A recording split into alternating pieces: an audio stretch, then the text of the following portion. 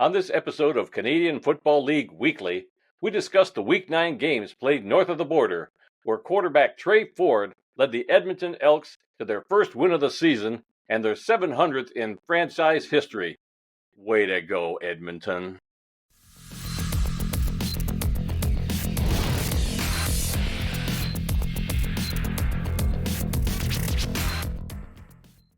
Welcome to Canadian Football League Weekly, presented by the World of Football. Each week on this show, we recap the games played up north in the CFL, and we also look ahead to next week's games. I'm Randy Snow, and I'm joined by my son, Adam. Hi, I like that big Canadian flag you got sitting behind you. I heard you drove all the way down to South Bend, Indiana for it. Yep. At a store that does nothing but sells flags, and that's where I found it. So I had to have it for this week. So. You couldn't just order it on Amazon? I'm sure you would have gotten it just as fast. I like going to stores and checking things out. I asked a lot of questions, saw everything they had, and made my decision. And yeah, I like the personal touch.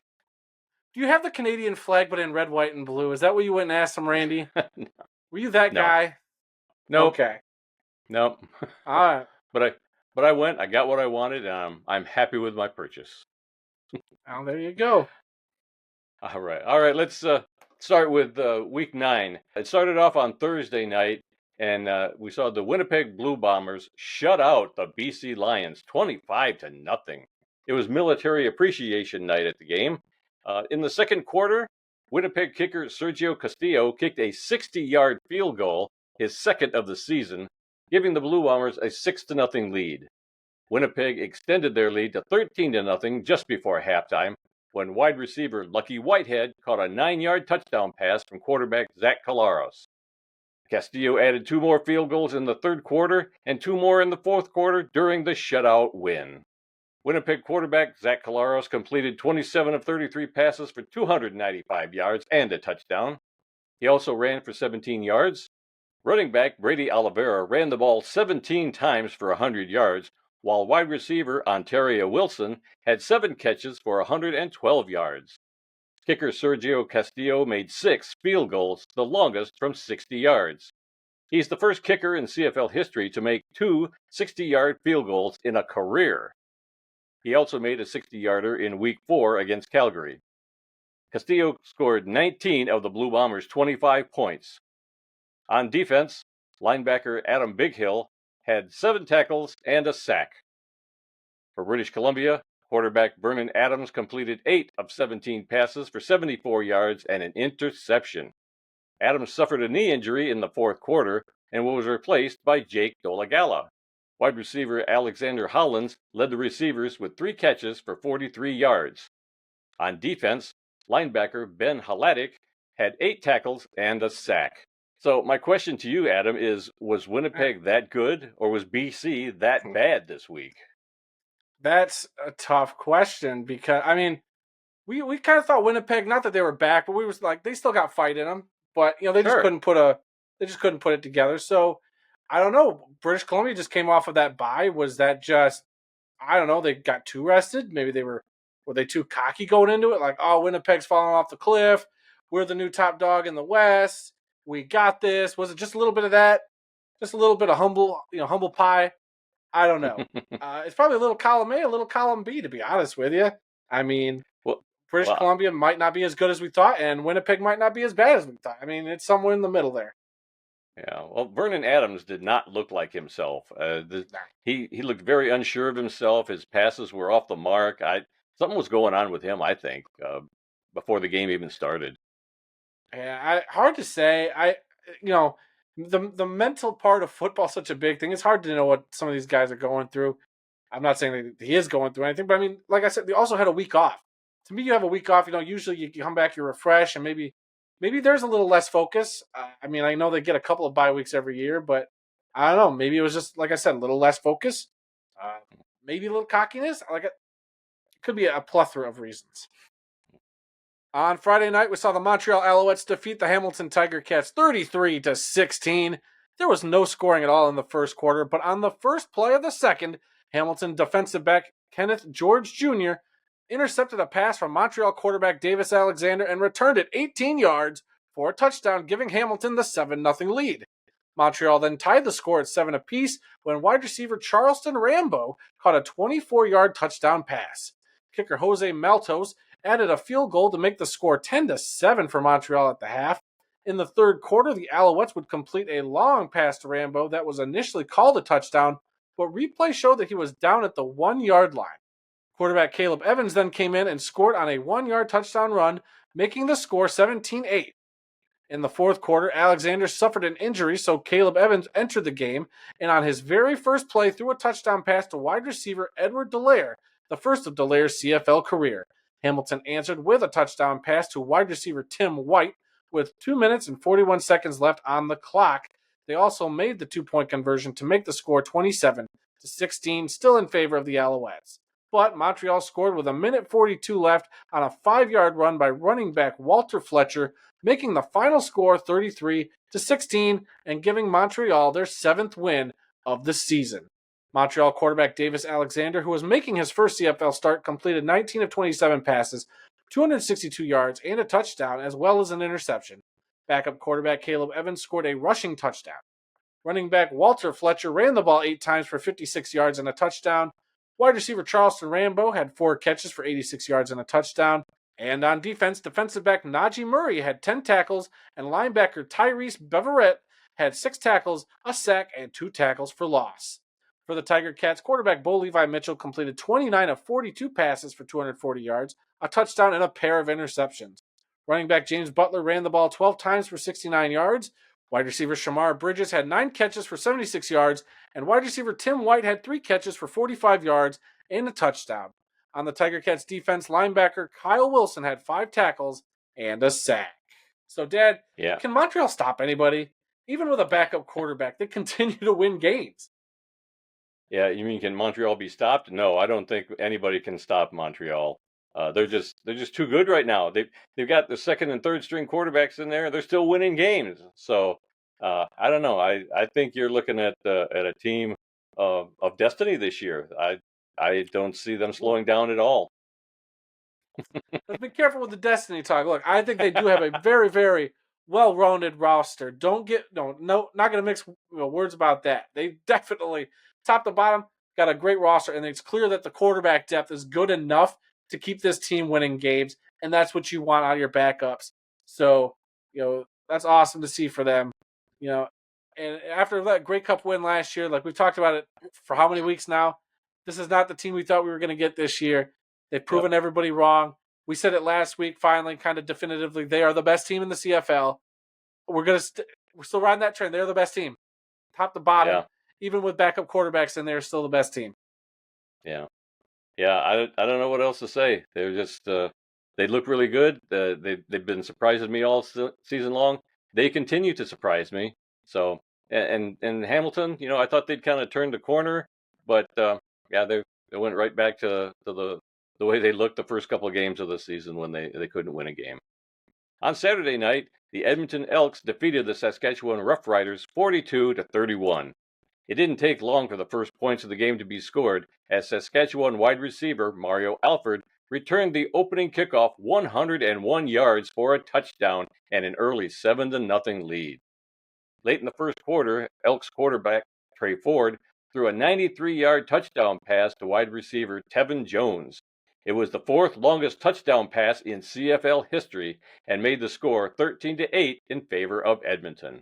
Edmonton extended their lead to 20-8 when running back Javon Leake scored a 4-yard rushing touchdown in the second quarter. Saskatchewan responded with a 1-yard rushing touchdown by quarterback Shea Patterson, closing the score to 20-15 at the half.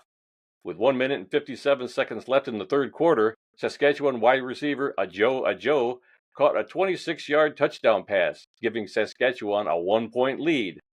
A 2-point conversion failed, leaving the score at 21-20 in favor of Saskatchewan. Javon Leake scored his second touchdown of the game on a 51-yard run. The 2-point conversion was good, and Edmonton led 28-21. A Saskatchewan field goal made it 28-24, but Javon Leake scored on a 61-yard touchdown run, his third of the game at 2:20 remaining. After an interception, Edmonton added an insurance touchdown to Tevin Jones, his second of the game, with 1 minute and 32 seconds remaining. Saskatchewan scored a touchdown on the last play of the game as time expired. Edmonton quarterback Trey Ford completed 18 of 22 passes for 252 yards, 2 touchdowns, and an interception. He also ran for 46 yards. Running back Javon Leake ran the ball 12 times for 169 yards and 3 touchdowns. Wide receiver Tevin Jones had 3 catches for 123 yards and 2 touchdowns. On defense, linebacker Niles Morgan had 11 tackles. For Saskatchewan, quarterback Shea Patterson completed 22 of 38 passes for 306 yards, 2 touchdowns, and an interception. He also ran for 30 yards and had a rushing touchdown. Running back Frankie Hickson ran the ball 12 times for 89 yards, while wide receiver Keyshawn Johnson had 6 catches for 72 yards. On defense, defensive back Roland Milligan had 6 tackles and an interception. I was so glad to see Edmond finally get into the win column. They've been so close for so long. Yeah. So many times this year they lost in the last few seconds of a game. So good to see them with a convincing win this week. Heck yeah. And I mean, they snapped that 11-game losing streak dating back to September 15th of 2023. That's 323 days between victories. That's just, as Lions fans, Wow. I mean, Where'd you come up with that stat? well, yeah, you got it in the notes. So that's what they're there for. Okay. But no, it's seriously, it was nice to see. They accomplished a lot with this game. Not only that, then getting their 700th franchise victory, which I didn't know about till today because they didn't post a graphic about it. And I'm like, how did they not mention that during the broadcast? I watched this game. The only play I missed was the opening kickoff because I turned the game on and it was like 45 seconds in. I'm like, how is it already 7-0? And then I saw them putting the Mario hat on the kick returner, wide receiver there, Mario. Mm-hmm. And I was like, oh, I must have missed a kickoff return. That's the only play I missed. What a game this was. It was so clear from the get-go that Edmonton was kind of well, maybe not the get-go because Saskatchewan returned it. But it was very clear early on that I felt like Edmonton had this. Not a moment did I doubt that. Even when Saskatchewan came back and grabbed the lead, I was just like, I believe in Trey Ford enough right now. I think they're going to pull this off. I am not worried at all. I told my girlfriend, I'm like, I think the Elks got this. And she's like, okay, I don't understand this football at all, but okay, whatever you say. So, no, seriously, and we've talked about this a while ago. Trey Ford, was he going to be the it factor? Is he that thing to get this team over the hump? I mean, it's one win. Granted, it's one. He sure as heck looked good. I mean, yeah, he had a couple of misfires. He still needs some work. He's still a little raw, in my opinion, but he's electric. There were a couple plays I watched I couldn't believe. That 93-yard bomb he threw, the touch on that ball was gorgeous. I'm a big Trey Ford fan. I can't believe it's taken this long to get him back in the starting position, and I can't wait to see what else he does. Given more reps, giving some more confidence, and having a team behind him now. Like I thought he proved it last year, and for whatever reason, he didn't get the starting job this year. So I don't know. Stick with him, Edmonton. He's your it factor. Build around him. Yeah, I think the team is going to stay with him for the rest of the season. It's obvious that he's the guy on that team. He makes everybody else play better. They were calling it the Trey Ford factor all game long. During the halftime and even the announcers. And it's true. You put him on the field and everybody steps up their game a little bit. The running backs do a better job. The wide receivers do a better job. The defense plays harder. Yeah, they got to stick with him the rest of the season. That's all there is to it. I mean, we saw this team play in week 3 in person, the Edmonton Elks, and even then, it did seem like they were just good quarterback play. And not that McLeod Bethel Thompson is a bad quarterback per se. He wasn't. I think the leg factor and just being able to move around in the pocket to let his receivers make different types of plays, that's a huge thing.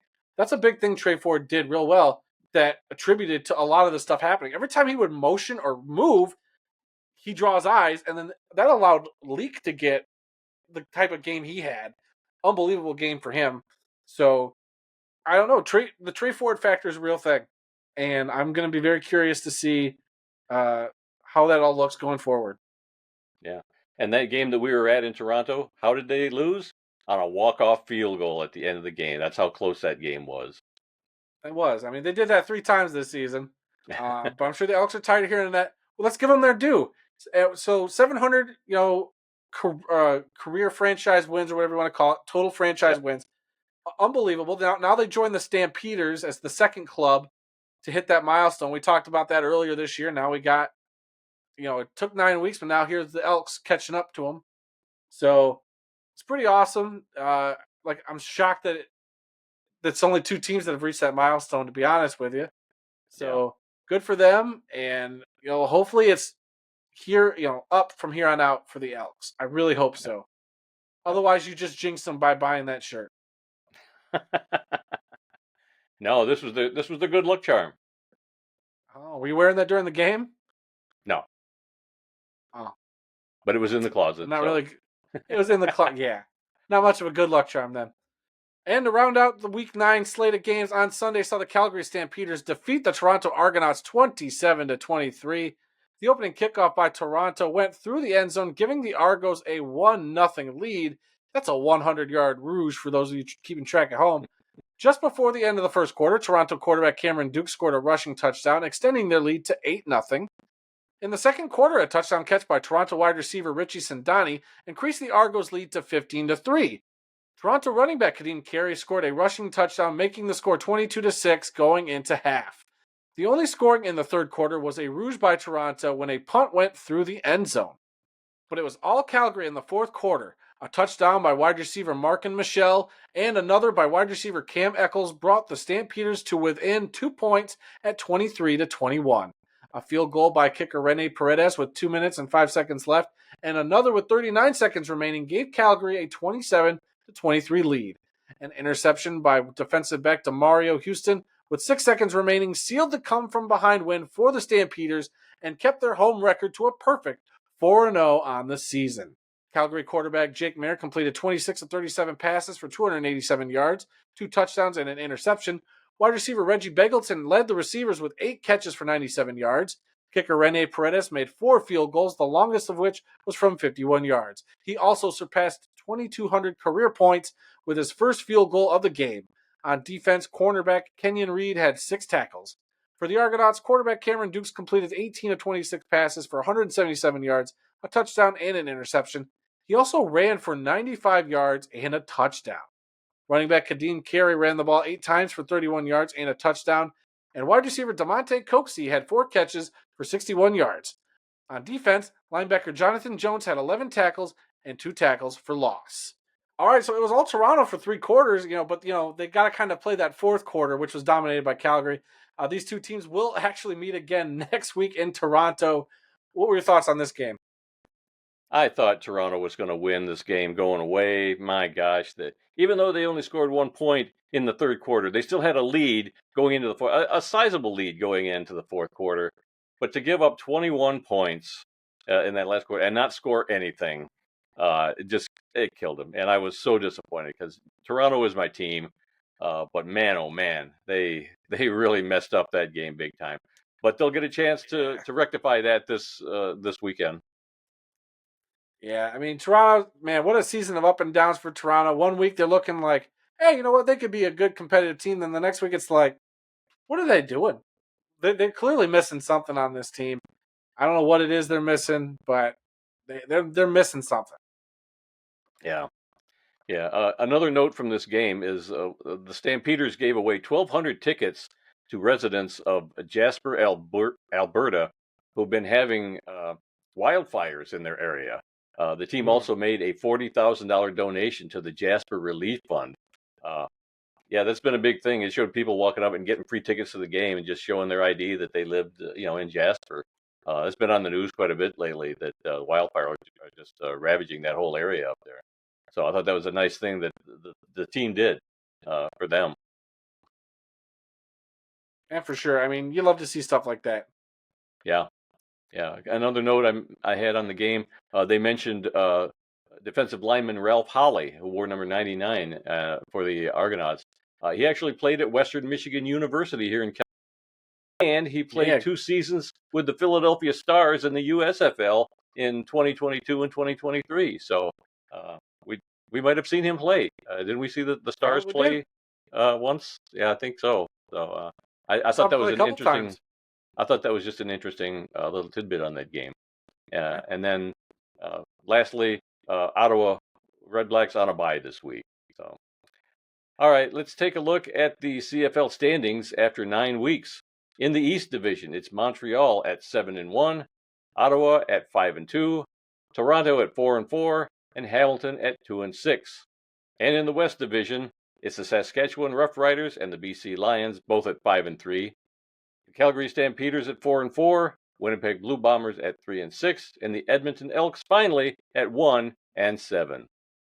Now let's take a look to the Week 10 matchups. On Thursday night, it's Saskatchewan at Ottawa. Friday night, Calgary is at Toronto again. Saturday, Hamilton at Montreal. And Sunday, it's BC at Edmonton with the Winnipeg Blue Bombers on a bye next week. I don't know if you saw this bit of news, but Canadian quarterback Nathan Rourke was signed by the Atlanta Falcons to a one-year contract worth $915,000 after being released by the New York Giants last week. He played for BC in 21 and 22.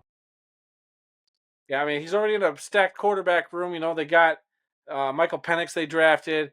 They got Kirk Cousins. So you got two guys already in front of him making umpteen $1 million. And here comes little Nathan Rourke from Canada as the third stringer making just under $1 million. So, yeah. I mean, hopefully, you never know. Hopefully we'll get him to see some preseason action.